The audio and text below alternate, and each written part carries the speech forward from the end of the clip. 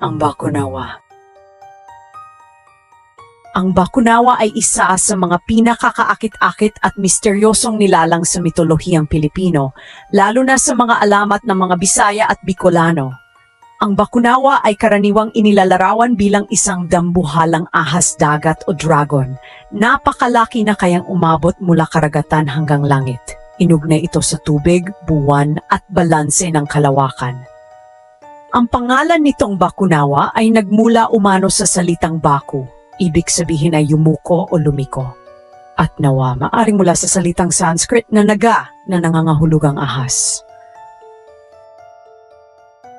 Narito ang pinakapopular na kuwento.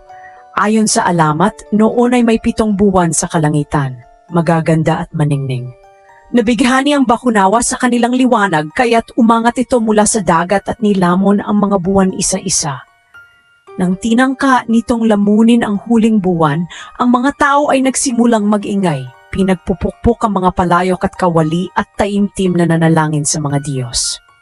Dahil dito, natakot ang Bakunawa at isinuka nito ang buwan. Kaya raw nagkakaroon ng lunar eclipse o paglalaho ng buwan sa panahong ito. Please subscribe for more.